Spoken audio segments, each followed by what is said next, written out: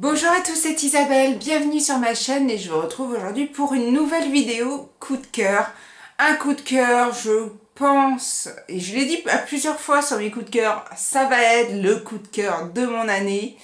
Et là, on est quand même fin décembre et je pense que ce livre sera, et il y a de grandes chances, puisque après, à moins que vraiment pendant les vacances, j'ai le temps de lire un max, mais ça m'étonnerait parce que quand je suis en vacances, en général, j'ai pas trop le temps de lire. Je lis plus le soir après avoir fini la journée de boulot ou le matin avant d'y aller. Mais je reviens sur ce livre. Ça a été une révélation. Et si vous me suivez, vous avez l'habitude de me voir avec des thrillers, des polars, des trucs un peu sanglants. Et plus il y a de sang, et plus je suis heureuse. Et dans ce livre, il n'y a pas de sang, il n'y a rien, mais il y a tellement d'émotions que mon cœur a totalement chaviré. Et il s'agit du livre de David Le Lait et l'eau. Quand je serai grand, je serai Nana Mouskouri. Et donc ce livre, je l'avais pris au salon du livre, donc du coup je me l'étais fait dédicacer à Toulon. Et bon, j'avais entendu parler de ce livre, mais bon, je ne m'étais pas plus penchée sur l'histoire et tout, parce que c'était pas trop le style de livre que j'avais l'habitude de lire. Et quand je suis passée dans les rayons des stands, cet auteur est tellement, comme je le disais dans ma vidéo haul, tellement solaire que on n'a qu'une envie, c'est d'aller lui parler, et que quand il nous parle, on est tellement pris dans ce qu'il nous dit, et il le dit avec tellement de sincérité que on voit qu'il aime ce qu'il fait, qu'il aime ce qu'il a écrit, et il a la banane, et il est vraiment super sympa. Si vous avez l'occasion de le rencontrer, franchement, n'hésitez pas. Et je lui avais donc pris ce livre-ci parce que le titre me titillait, je ne savais pas vraiment de quoi ça allait me parler, mais c'est vrai, quand je serai grand, je serai Nana Mouskouri pour un petit garçon, c'est quand même bizarre. Alors, c'est vrai qu'on a tous des rêves d'enfants, et c'est vrai que quand on est petit, quand on a été petit, on a tous été petits, mais quand on était enfant, on avait, je pense, à un moment de notre vie, on a tous eu envie comme ça. Alors lui, c'était Nana Mouskouri. Moi, la honte, c'était Karen Cheryl. Quand j'étais petite, je rêvais d'être Karen Cheryl.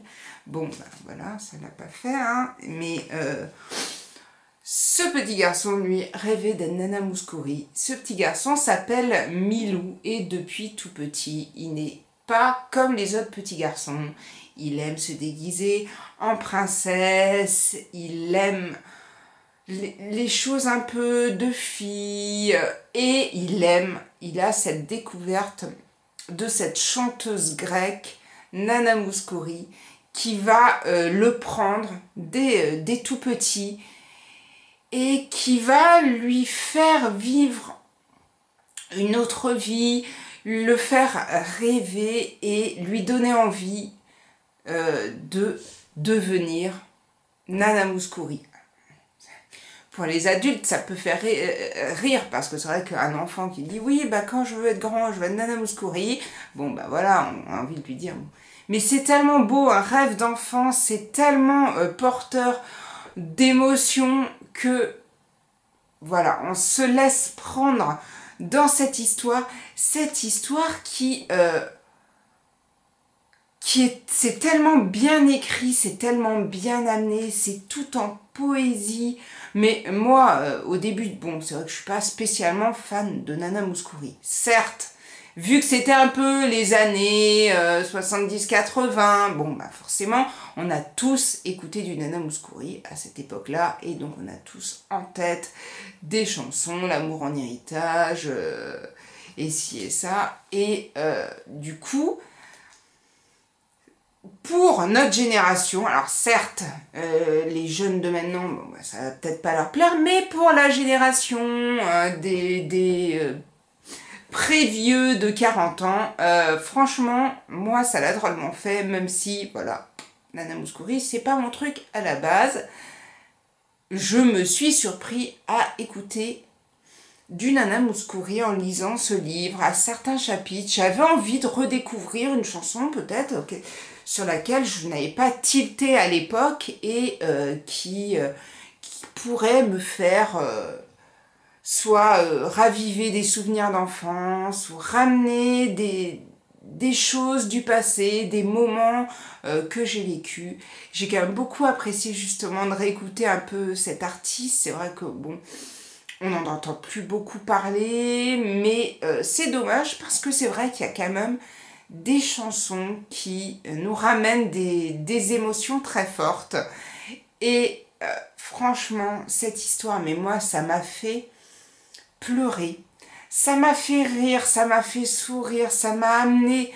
Vous pouvez pas savoir tout ce que ce livre a pu me procurer en émotion. C'était tellement fort que je l'ai lu d'un trait. Bon, je dois faire 300 pages, non même pas. 215 pages à peu près.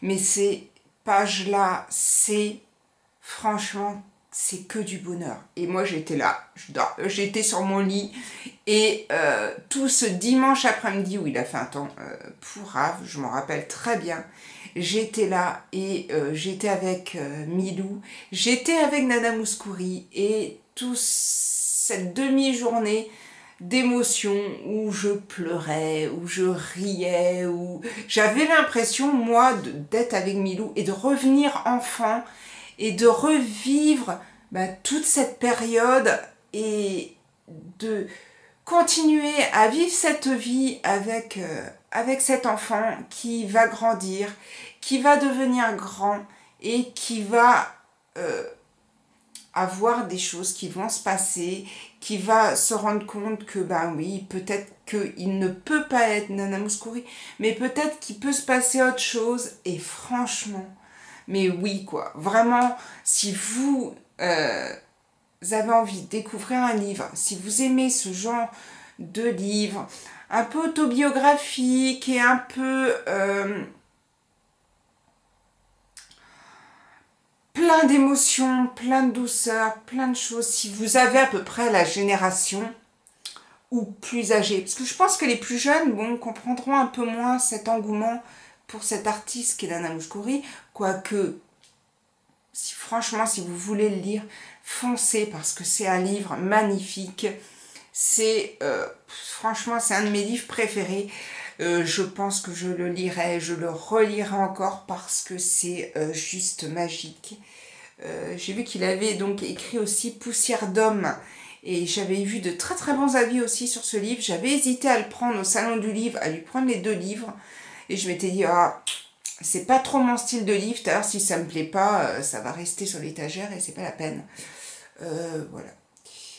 Si le Père Noël m'entend, s'il peut m'amener Poussière d'homme, ça serait super cool. Sinon, bon, je serai obligée d'aller me l'acheter. Mais vraiment, n'hésitez pas à lire ce livre. C'est que du bonheur, que de la nostalgie et que de la tendresse et de l'amour. Et c'est un ensemble. Vous pouvez pas vous imaginer ce que ce livre m'a fait vivre.